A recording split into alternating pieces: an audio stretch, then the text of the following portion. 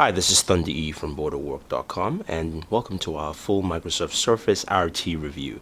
Now, this is going to be a full review as well as almost like an instructional guide. So, if you want to come back and check this video out for tips and stuff like that, that would probably work out well for you. So, here's the Surface RT. It's a 10.6-inch device. You can see it's a tablet from Microsoft, and this is one of Microsoft's first consumer hardwares other than the Xbox in a while. Now, in the rear of the device, which we're looking at here, we've got this HD camera here, which you can use to take pictures as well as video chat. At the back of the device is the kickstand, which opens up here. So that's the kickstand. This is how it looks standing from the back. On the side here, you have your power port, which is a magnetic power port, and you have your micro SD card slot here. I don't know if you guys can see that pretty well. Let's drag that bad boy out if we can.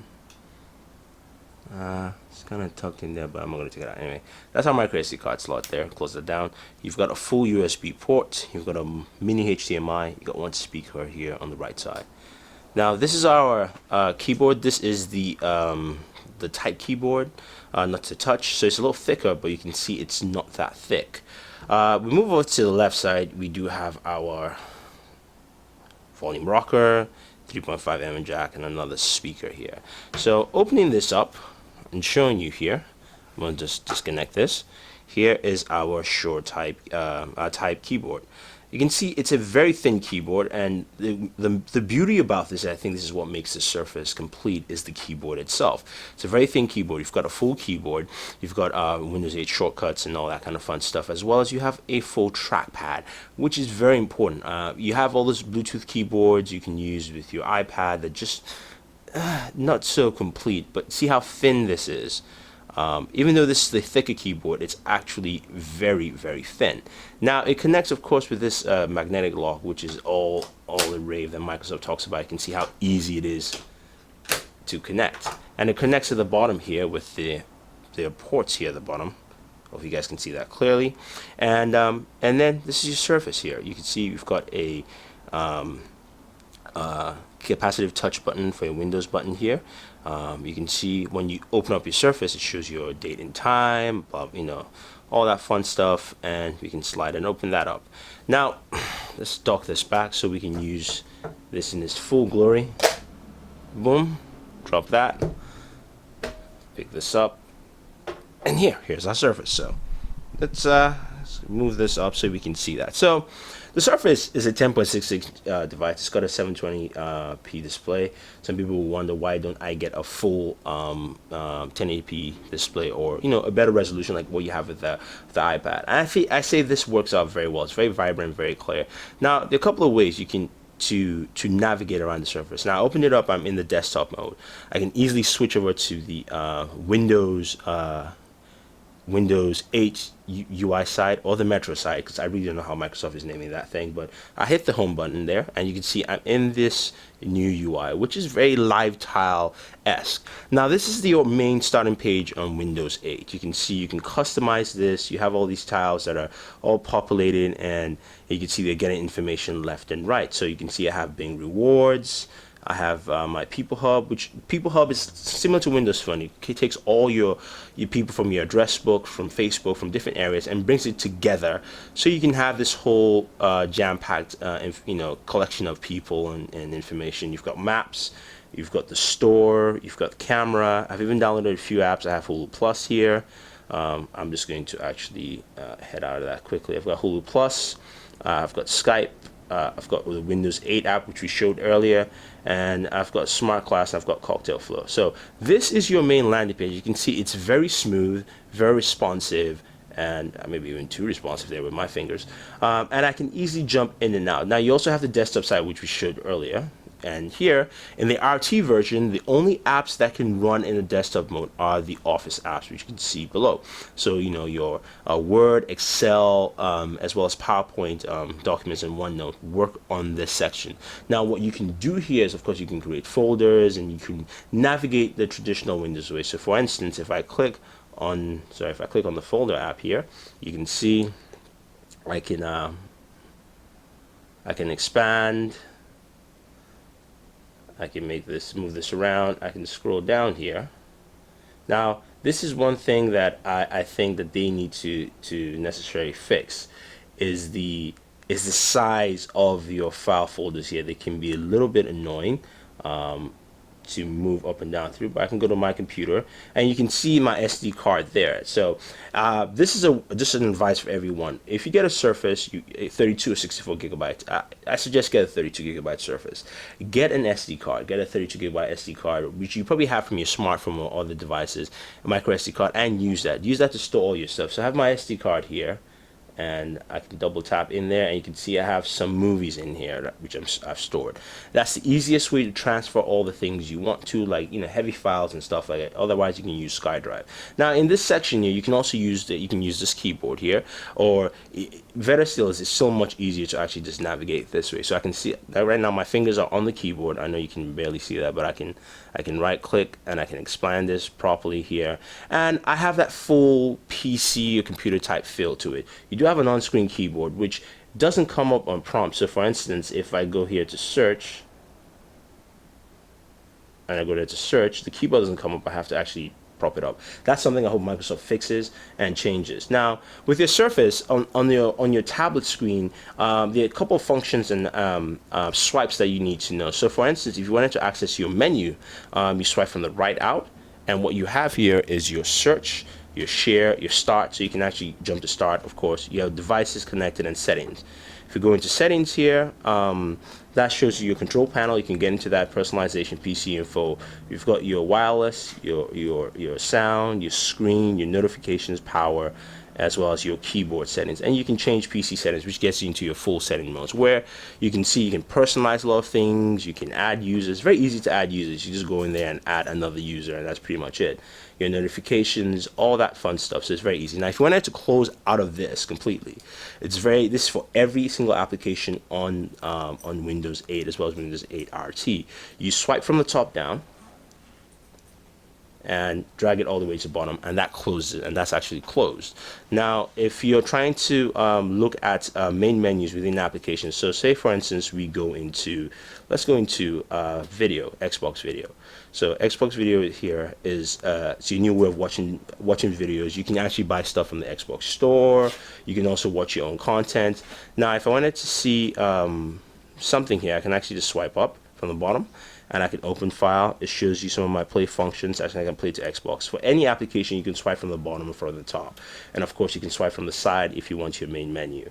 Certain applications allow you to swipe from the top, like the browser, but your main swipe avenues are the bottom and, of course, the right side. Now, if I went back home and I wanted to multitask, so for instance, let's go into Bing.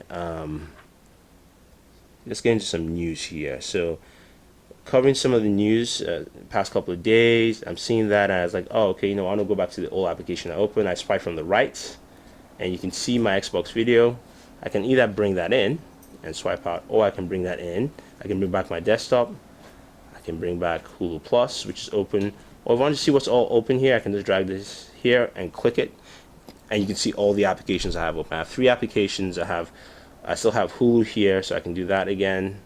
I have Hulu here and I have 3 applications, and I can jump to the next one, or I can just run 2 applications side by side here. So Hulu here, I have a list of TV shows, videos, while my Xbox video is here. So this shows you the multitasking functionality of the Surface here. Now, a lot of people ask, okay, what about productivity and how productive is the Surface? First thing, you have a full-fledged keyboard. You don't have one of those dinky keyboards where there's no trackpad. So literally, you can sit down and do work. You can send out emails. You can word process.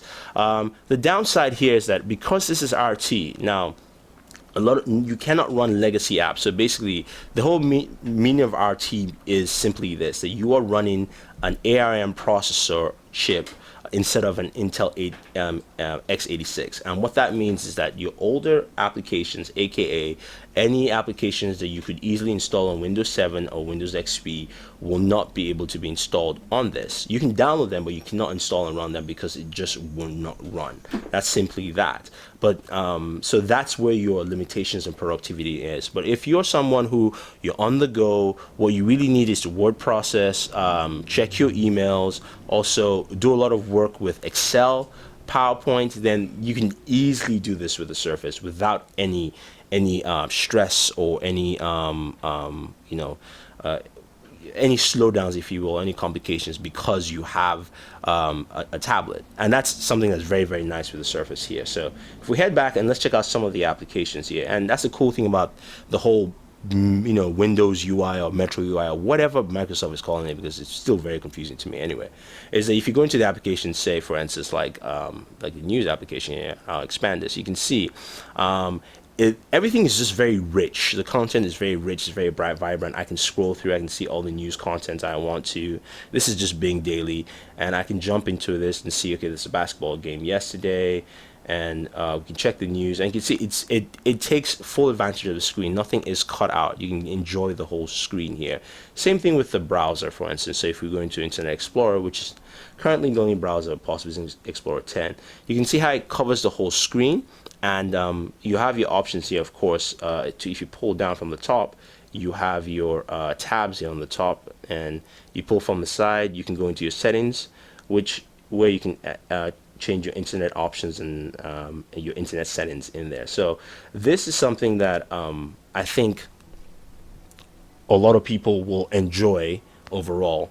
But I think that the Surface itself is just a very solid functional piece and tool. Now, another thing is the camera. Let's take a look at the camera here quickly.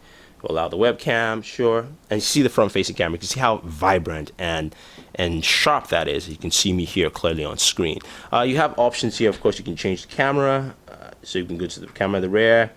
We can change the camera options, and you can see the resolution of the camera. We can set a timer. We have video mode.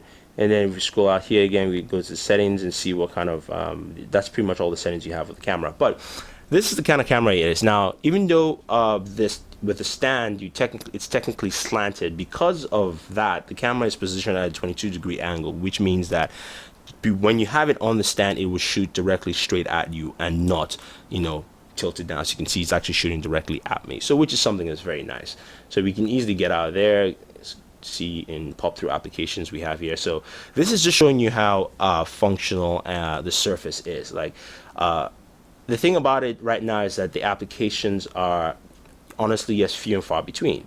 They will still be populated in the store. More applications are coming through, and I think that's the one thing that probably will hold the Surface back, to see how soon you can get applications on the Surface. But things are coming. You have various applications we're in the store right now. Of course, you have Skype there, which we'll check out in a few. We have a lot of games we can pick out. You can buy games on here. You got your social hub, your entertainment, photos, TuneIn Radio, and you can purchase, of course, your different applications, or you can get free applications off here on the Surface. Overall, it's a very, very solid machine. In terms of slowdowns, I've experienced no slowdowns. I've got solid battery life. I flew down with the Surface to San Francisco.